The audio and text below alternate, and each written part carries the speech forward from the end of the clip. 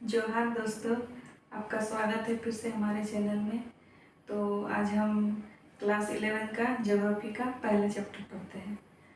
तो आज हमारा विषय है भूगोल एक विषय के रूप में, है ना। तो क्लास 10 तक आप लोग जो ज्योग्राफी पढ़ते थे वो सामाजिक विज्ञान के साथ पढ़ते थे ना। तो उसमें इतिहास भी था, उसमें भूगोल था, इकोनॉमिक्स था, सिविक्स था, सब मिला के। लेकिन अब 11 से हम लोग भूगोल को एक अलग विषय के रूप में पढ़ेंगे। तो आप मुझसे पूछना चाहेंगे कि हम लोग भूगोल को क्यों अलग से पढ़ें। तो हम लोग देखिए, पृथ्वी पर रहते हैं, धरातल पर रहते हैं, तो हमारे अगल बगल जितनी भी चीज़ें हम देख रहे हैं, आसमान है, ज़मीन है, पेड़ पौधे हैं, जानवर हैं, घर है, बाजार है, जो भी है, तो और जो संसाधन जब हम यूज करते हैं, ये सब का हम लोग जानने के लिए हम लोग को भूगोल विषय पढ़ना ही पड़ेगा।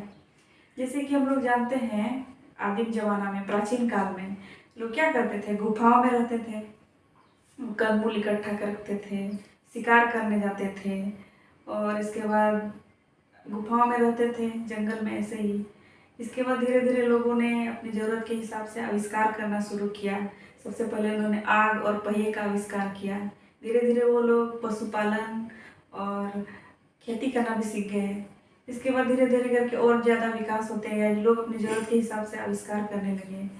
जैसे कि बहुत सारे, पहले तो लोगों ने लिखना सीखा, इसके बाद फिर बहुत सारी तकनीकी चीज़ों का भी विकास हुआ, और धीरे धीरे अब हम 21वीं सदी में अब इस स्टेज पे पहुंच गए हैं कि अब हम पृथ्वी से बाहर भी दूसरे ग्रह पे जा रहे हैं, है ना। मंगल ग्रह तक हम अपने रोवर भेज रहे हैं। अभी अभी हाल ही में हमने चंद्रयान 3 जो लॉन्च किया था वो चंद्रमा पर। तो ऐसे ही धीरे धीरे करके बहुत ज़्यादा तकनीकी विकास हुआ। तो अभी आप मुझसे फिर से पूछना चाहेंगे कि भूगोल क्या है ना। तो सबसे अगर आसान शब्दों में हम कहें तो भूगोल क्या है, पृथ्वी का वर्णन है ना। तो पृथ्वी, यहाँ पे हम रहते हैं, हमारे अलावा भी और भी बहुत सारे जीव जंतु हैं, छोटे बड़े। इसके बाद पृथ्वी पे हम देखते हैं जो धरातल है वो भी समान नहीं है। कहीं पहाड़ है, कहीं पठार है, कहीं मैदान है, कहीं नदी है, कहीं रेगिस्तान है, ऐसे ही बंजर जमीन है। तो ये सब का जानकारी हमें कहाँ मिलता है, भूगोल में। तो हम क्या कहेंगे, वो पृथ्वी का जितना भी हमारा ये है, मतलब भौतिक उसका लक्षण है, पहाड़, पर्वत, पठार, जलवायु, फिर जमीन के अंदर, ये सब का हम क्या भूगोल में अध्ययन करते हैं ना। इसीलिए भूगोल पृथ्वी का वर्णन है, सबसे आसान शब्दों में अगर हम समझना चाहें तो, ठीक है। तो और भूगोल शब्द का सर्वप्रथम प्रयोग किसने किया था, इरेटोस्थनीज ने, जो कि एक ग्रीक भूगोलवेत्ता थे। सबसे प्रथम वो कब किए थे, ये ग्रीक भूगोलवेत्ता थे। और इनका काल हम लोग देख रहे हैं 276 से 194 ईसा पूर्व, मतलब ईसा के जन्म से भी इतना साल पूर्व इन्होंने भूगोल शब्द का आविष्कार कर लिया था, है ना। और भूगोल ये ग्रीक भाषा से बना है और दो शब्दों के मेल से बना है, जियो और ग्राफोस। तो जियो का मतलब क्या है, पृथ्वी, और ग्राफोस का मतलब है वर्णन। तो दोनों को मिला के हम क्या कहेंगे, पृथ्वी का वर्णन है भूगोल। यहाँ मैंने बताया ना कि पृथ्वी का वर्णन, तो जियो और ग्राफोस मिला के वही हुआ पृथ्वी का वर्णन। सबसे आसान शब्दों में अगर ज्योग्राफी को समझना है तो पृथ्वी का वर्णन। तो अगर हम आगे देखते जाएंगे तो भूगोल पहले जब शुरुआत में पढ़ने स्टार्ट हुए, लोगों ने जब ये सब के बारे में अध्ययन शुरू किया तो उसको उस विषय को लोगों ने भूगोल नाम दिया, है ना। तो सबसे जब पहले पहले शुरुआत हुआ, उस समय से ईसा पूर्व से लेके लगभग 18वीं शताब्दी तक लोग ज़्यादातर भौतिक भूगोल पे ही ध्यान देते थे। ये पहाड़, पर्वत, समंदर, नदी, ये सब के बारे में। लोग मानव के बारे में ज़्यादातर जानते ही नहीं थे, मतलब उस तरफ लोग का मतलब क्या बोलेंगे, उधर मतलब लोग उसके बारे में मतलब ज़्यादा ध्यान नहीं दे रहे थे, है ना। तो बाद में जब फिर नए भूगोलवेत्ता सब आए 19वीं शताब्दी में, तब उन्होंने सोचा कि मानव के भी तो बहुत सारे ये हैं, जनसंख्या है, समाज है, तो वो सब के बारे में भी अध्ययन होना चाहिए। तो बाद में मानव भूगोल का भी विकास होता है, और इसके बाद भूगोल के बहुत सारे शाखाएं बढ़ते गए। तो 20वीं शताब्दी के शुरुआत में भूगोल के दो महान भूगोलवेत्ता हुए और उन्होंने भूगोल को दो मुख्य भागों में बांटा। क्या? विषय वस्तुगत, जिसको हम क्रमबद्ध भूगोल भी कहते हैं, और एक है दूसरा प्रादेशिक भूगोल। तो विषय वस्तुगत क्या है? एक क्रमबद्ध भूगोल मतलब क्या? मतलब नाम से ही पता चल रहा है, क्रम है ना। तो इसमें क्या होता है कि सबसे पहले पृथ्वी का किसी एक, मान लो हम लोग वनस्पति के बारे में उदाहरण दे रहे हैं, तो सबसे पहले हम लोग देखते हैं कि सबसे पहले हम पृथ्वी का जो ये है वनस्पति है पूरा पूरा उसको एक ये में बांटते हैं हम लोग। क्या बोलते हैं कि एक रिज प्रदेश में, क्या बोलते हैं, जब लोगों ने भूगोल का अध्ययन शुरू किया था तो शुरुआत में लोग भौतिक भूगोल पर ज़्यादा ध्यान दे रहे थे ना। पेड़ पौधे, पृथ्वी के नीचे समुद्र, नदी, अलग अलग महादेशों का अध्ययन, ये सब के बारे में।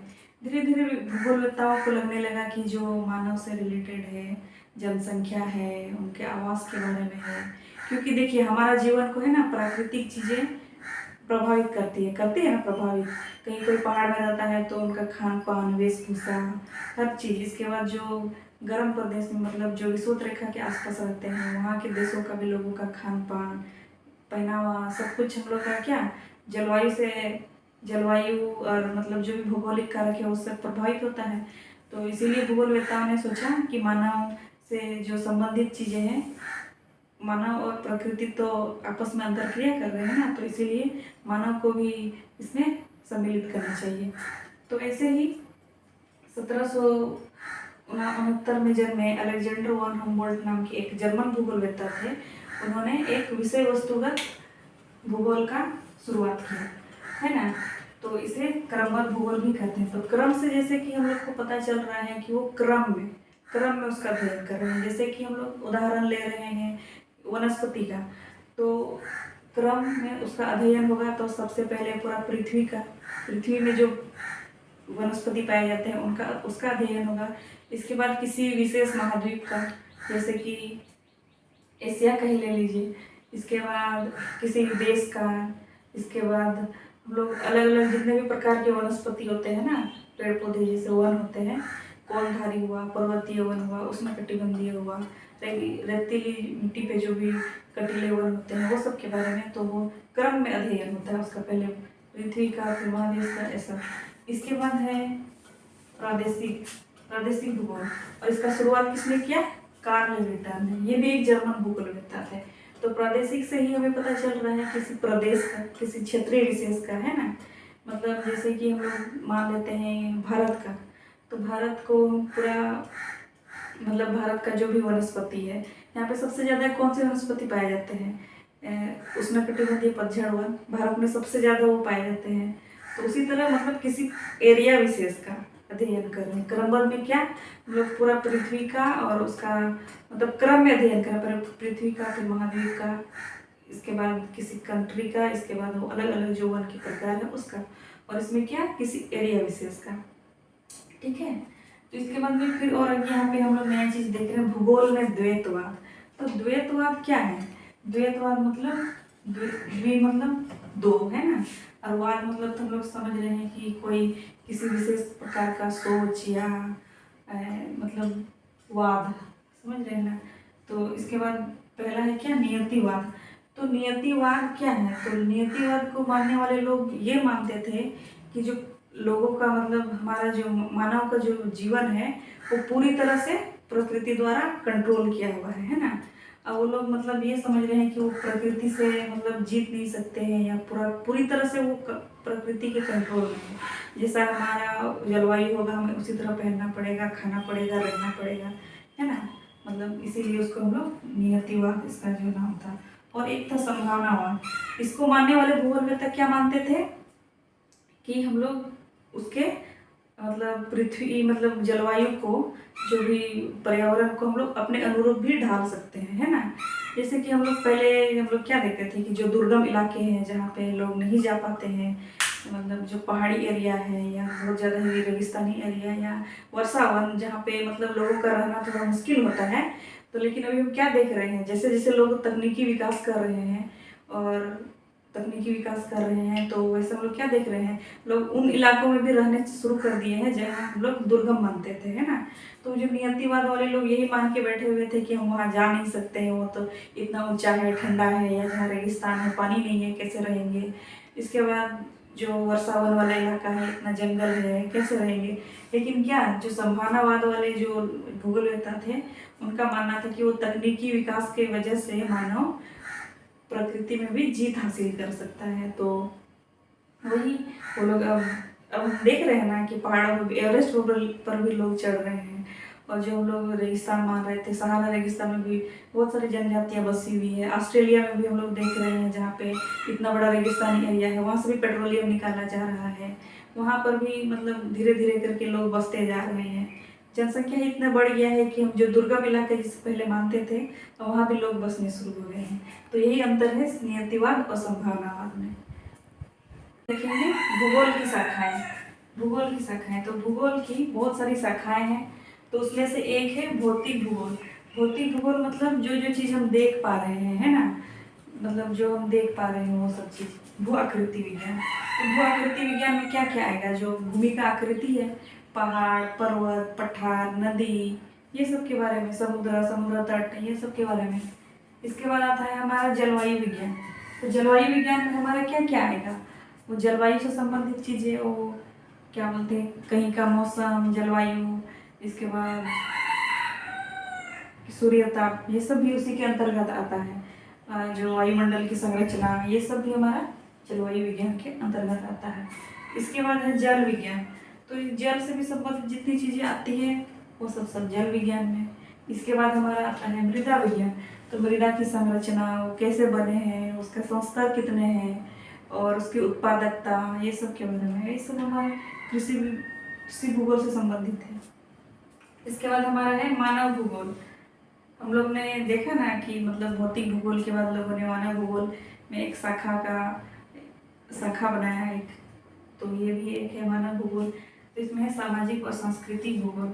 तो इसमें समाज और संस्कृति, जो मानव के ये में समुदाय में समाज है, सांस्कृतिक है, उसके बारे में, पहनावा, खान पान, ये तो क्या संस्कृति के अंतर्गत आता है ना, मानव की संस्कृति। तो वही सब कर रहे हैं हम लोग क्या कहते हैं, सामाजिक या सांस्कृतिक भूगोल। इसके बाद हमारा आता है जनसंख्या और अधिवास भूगोल। तो इसमें क्या है, जनसंख्या में क्या क्या आएगा हमारा, लिंगानुपात, जन्म दर, मृत्यु दर, इसके बाद जनसंख्या वितरण। और अधिवास में क्या, जो मानव का जो अधिवास है, अधिवास मतलब क्या, घर। तो सब किस एरिया में ज़्यादा घने बस्ती बसते हैं, कहाँ पे विरल बस्ती बसते हैं, ये सब के बारे में हम लोग पढ़ते हैं। इसके बाद क्या, आर्थिक भूगोल आता है हमारा। तो आर्थिक भूगोल क्या है, अर्थशास्त्र से संबंधित है। तो उसमें क्या आएगा, उद्योग, कृषि, मतलब अर्थ का जो अर्जन होता है, आय का जो अर्जन होता है, उससे संबंधित जितना भी अध्ययन है वो सब का भी हम आर्थिक भूगोल में अध्ययन करते हैं। इसके बाद है ऐतिहासिक भूगोल। तो ऐतिहासिक भूगोल में क्या है, जो मतलब भूगोल से संबंधित चीज़ें हैं, इतिहास में वो किस तरीके से देखते थे और अभी वर्तमान में किस तरह से। तो उसी को जो प्राचीन काल में जो भूगोल का अध्ययन था, ऐतिहासिक भूगोल में आता है। इसके बाद लास्ट में है राजनीतिक भूगोल। तो राजनीतिक भूगोल में क्या, जो देश है, सीमाएं हैं, उस सब के बारे में, अंतर्राष्ट्रीय सीमाएं, अंतर्राज्यीय सीमाएं, कहीं कोई सीमा, स्थलीय सीमाएं, समुद्री सीमाएं, ये सब के बारे में हम लोग क्या, राजनीतिक भूगोल में इसका अध्ययन करते हैं। मानव भूगोल और अधिवास भूगोल के बाद हमारा है अब जीव भूगोल। तो जीव भूगोल में हम नाम से ही जाहिर है कि जीव जंतुओं के बारे में हम पढ़ेंगे। तो जीव भूगोल में क्या है हमारा, जो जीव है, मतलब प्राणी जगत है, उसके बारे में, जिसे हम ये जीवों भी कहते हैं, है ना, छोटे एक कोशिकीय जीव से लेके जो बड़े जीव होते हैं, उसका अध्ययन तक हम लोग करते हैं। जो पानी में रहने वाले हैं, जलचर हैं, और जो धरातल पर रहने वाले थलचर हैं, सबका अध्ययन हम जीव भूगोल के अंदर करते हैं। इसके बाद क्या है हमारा वनस्पति भूगोल।